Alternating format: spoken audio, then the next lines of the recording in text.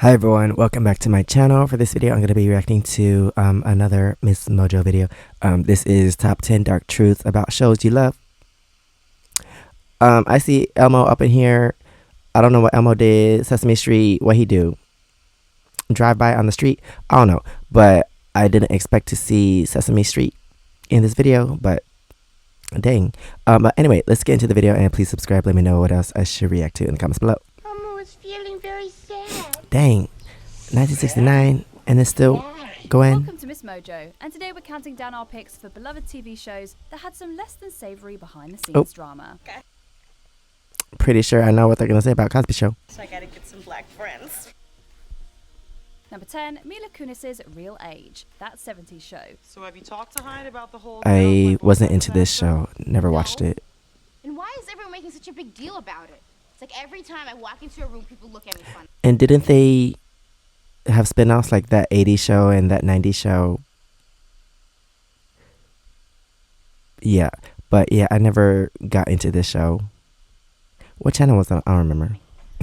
Donna, how do you deal with it? This beloved period sitcom follows 6 high school students who spend their nights indulging in a certain herbal substance. Jackie and Kelso were one of the show's the guy on the left with the curly hair, I know he was in some drama. pairings, and the performers behind them, Mila Kunis and Ashton Kutcher, ended up becoming a real-life couple. If you worked here, you couldn't see me whenever I wanted you to. Lover. As Jackie was the youngest character, Kunis was also the youngest of her co-stars. In fact, she was only 14 when she landed the role. The actress actually lied about her age and didn't tell any of the show's creators until it was time to sign the contracts. They said I'm gonna be 18. I never said when. Oh, that's the, I see, yeah. That's right. But do they not check IDs and stuff when you do documents and paperwork? Well, good for her because she got the job, and also that's on them for not checking everything. Yeah, well, I never said when. 5 so years I later, never lied. right. Exactly. So now they said I'm the age they said I was gonna be. That's So- yeah. That's how it works. Some viewers have since expressed discomfort over this, as it means that Kunis was often kissing much older co-stars. Oh, really? 9. Mistreatment of writers. Roseanne. Dang. Roseanne Barr's fictionalized counterpart. How old was she when she's doing all this kissing? Well, I didn't know about that. Bart was known for her irascible personality and withering wit, but writers who worked on the show might be the first to tell you it wasn't all an act. Boy, I tell you, I wish I had never been. I never watched this show either. What? Say it. Nothing. Why is it so silent? Even when the show was airing, horror stories from the set were rampant. One such story was that instead of learning the writers' names, Bar and her co-star, as well as then husband Tom Arnold, had them all assigned numbered t-shirts to wear. I thought they were in a marathon. The least healthy marathon in the history of the world. Norm gets it. Norm gets it, yes, but Norm also has a name. It's Norm, it's not four. Bar was also heavy-handed when it came to firing people, and the t-shirts made that easier. Some saw working on the show as a great challenge, while others called it a degrading experience. You were told the rules as you went along, you know. Again, my first script almost got me fired. She hated it. She just hated it. Number 8, Chevy Chase's behaviour. Community. The former Saturday Night Live star played Pierce Hawthorne, the rich and bigoted member of the core study group at Greendale Community College. The actor fought with the series creator What Jan was that? Harmon and his fellow actors from early on, including a reported outburst in which he used a racial slur. Keep me out of your stupid stories. I didn't say it was you. I said he was a crazy old racist doctor. Yeah, and I'm your Oh, crazy old racist talking about him? friend. I was anyway. Now I'm not so sure. Apparently Chase had become aggravated about his character's bigotry and was using the slurs as an example. Star Joel McHale also had his own stories about Chase. We are step by step on how to fight Chevy Chase. Fist fight or verbal? Fist. Did you fight fists? Multiple times. You fought him. I mean, there was pushing and shoving, yeah. According to McHale, the two got into physical fights on the set that were halfway between roughhousing and genuine violence. So much Dang. community spirit. And he just did Mark Maron's podcast. And they did still all these continued with the stuff. show? Like, I didn't find the show funny and didn't want to be there. And then my response was, yeah, well, feelings mutual about your attitude, and you didn't have to be there. Number 7, gross misconduct. The Ren and Stimpy Show. His work Okay. was so. So yeah, I saw a few episodes of Community. Wasn't really into it. I did watch Ren and Stimpy, but yeah, that show it's crazy. Oh wait, but I guess they're not going to talk about the show. Like specifically, they're probably going to talk about someone behind the scenes. His life, that was his life, so it was my life too. So it was just like you lived. Happy, in the happy, kingdom joy, of joy. John. And you know, I still have nightmares about him. Given that it aired on both Nickelodeon and MTV, it's hard to always place who this trippy and Nickelodeon. eccentric animated show's audience really was. But the show's weirdness captivated 90s kids everywhere. Look at you, man. You're a full-grown cat, still watching cartoons. Why, you're 3 years old. Do you know what that is in human years? John Cristofalusi, also known as John Kay, was not just the show's creator. He wore many hats, fulfilling roles as the show's main voice actor, theme music composer, and showrunner. In 2018, fans of Ren and Stimpy were horrified to learn of multiple allegations against John Kay of inappropriate relationships with young fans, many of which happened around the time that he was making the show. Yeah, it's interesting to hear about like these shows, like I guess the people on Nickelodeon, they had a documentary, I forgot what it's called, but yeah, you never know what's happening behind the scenes until like people start speaking out, and then when you start hearing about what happened, it's like, oh, so many weird people It hurt that doing he stuff behind the scenes. used Ren and Stimpy that way to lure girls into his fold. It Is he was upsetting.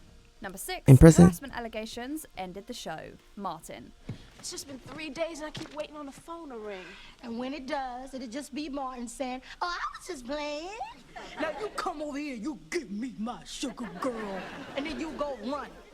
Martin Lawrence's self-titled sitcom followed his fictional alter ego, Martin Payne, a Detroit DJ. His on-screen love interest, Gina, was played by Tisha Campbell. The show was wildly popular in the early to mid-90s, but a sexual harassment lawsuit I watched this show a few times. crashing down. Don't talk to me like that. Talk to me like that. You need to check yourself. Check yourself, Gina. I ain't trying to hear it. I don't want to hear it. Shut up. Wait. Dang, remember those days when shows were recorded in front of a live studio audience? Do they still do that? I guess people don't watch TV like that anymore to even want to be in a live audience, but a show with live audience is better than a show with a dumb laugh track. Like, who came up with that? A show with laugh tracks, they just put it randomly in the show where they think it's funny. I hate that so much. Like, I can't watch shows with fake laugh tracks. Like, that's so dumb. 1 minute. Campbell filed the suit against Lawrence, who vehemently denied the harassment, and the show ended amidst the chaos. Campbell only returned to the show under the condition that she wouldn't share scenes with Lawrence. Fan speculation has surrounded the drama ever since. They've since patched things up, but it's hard to go back and watch, knowing how their off-screen relationship would play out. It's like you're silk and he's polyester. And when you mix the two, all you get is a bad rash. Number 5, casual racism on the set. Boy Meets World. Casual. In the show's 5th season, Trina McGee joined the cast of ABC's cherished sitcom about a group of adolescents and their teacher, Mr. Feeney. She played Angela Moore, the girlfriend of Sean Hunter. We still on for tonight? Yeah, in fact, I'm gonna take you to someplace nice, and I'm gonna surprise you with candy and flowers. During her time on Boy Meets It's not a World, surprise. McGee recalls moments where she was subject to prejudiced comments and microaggressions from her castmates. One instance included co-star Will Friedle comparing her to Aunt Jemima, an American breakfast brand based on the Jim Crow-era mammy stereotype. He thought it was a real funny joke to say, you know, and it just wasn't That's funny. so And weird. it really is because the more and more that I talk to Will as an adult, because we're actually cool, very cool now, I realize even now the things that come out of his mouth are due to just such a lack of education on Black America. Even her guest spot years later on the show's revival, Girl Meets World. I don't was an know which uncomfortable experience. person she's Her talking tweets on about. The subject were picked up by the news media, but she has since made amends with many forms. Who is she talking about? Was it him? I don't know. But yeah, that's kind of weird. Like, where did you grow up? And Like, even around that time, it's not right to say that stuff. Like, he probably doesn't have black friends. I don't know this man. But yeah, that's weird that he would talk about that to someone he just met that started working on the show. Former castmates. You made me a better person, Trina, all the way through. It's absolutely true. Trusting you guys. I like trusting you. It feels really good.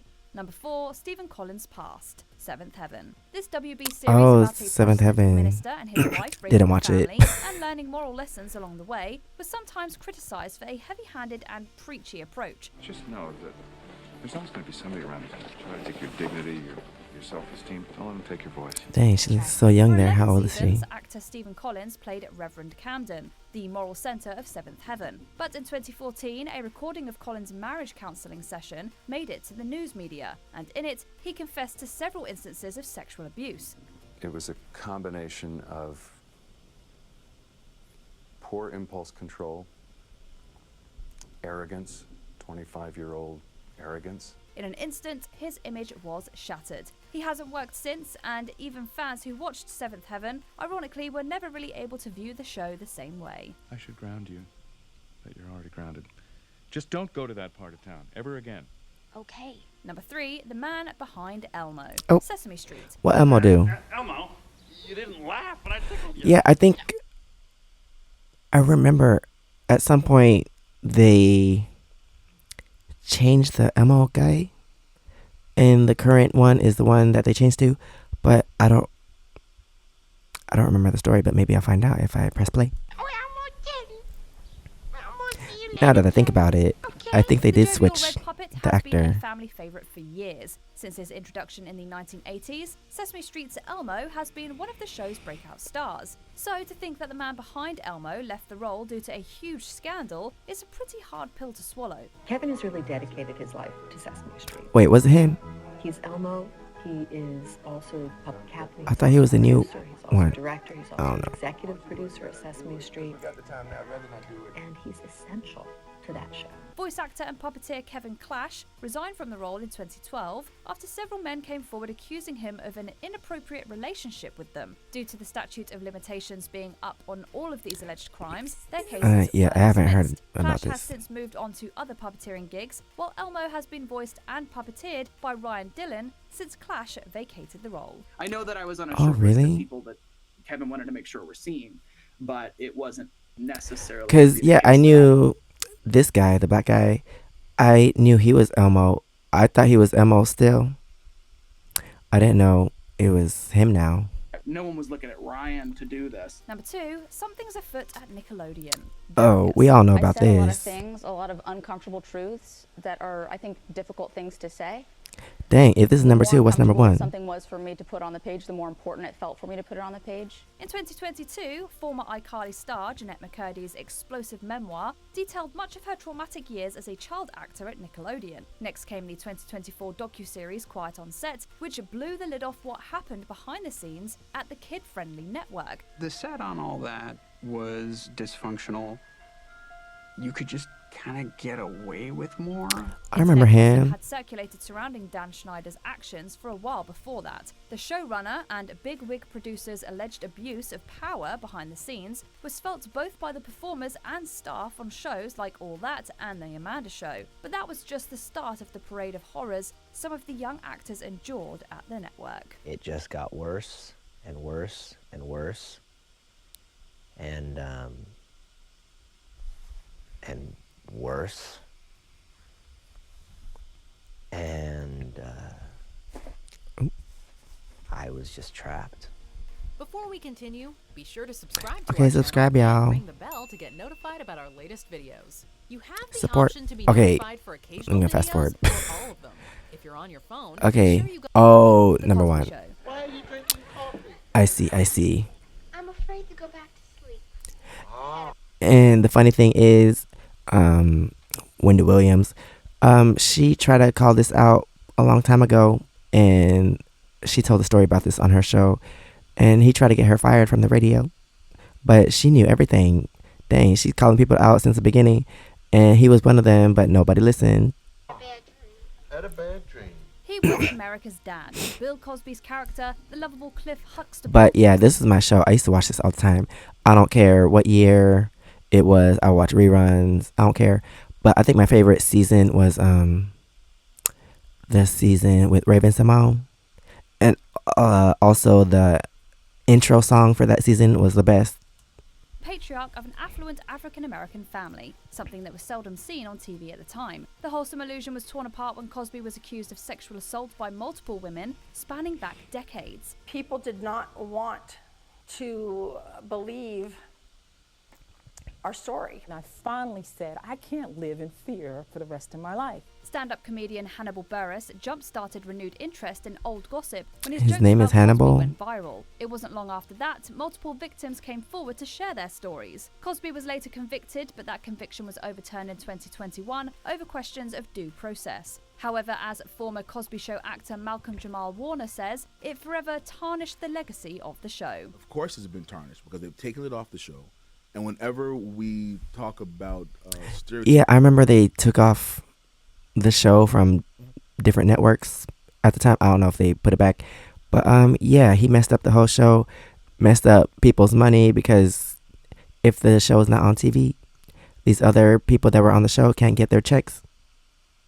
So, yeah, he just ruined his legacy and all that. On television, we've always had the Cosby Show to hold juxtaposed against that, but we no longer have that. Did these dark truths that make you think differently about your... that is the end of the video. So, yeah, some of these I didn't know, some of these I didn't watch. But yeah, like, you never know what's going on behind the scenes until someone says something. But yeah, that's the end of this video. Thanks for watching. Please subscribe. Let me know what else I should react to in the comments below. And if you want to see my experiences in Korea, you can check out my first channel, SEKSHI. And if you want to see my other socials, it's right here under my face. Thanks for watching, and I'll see you next time. Bye.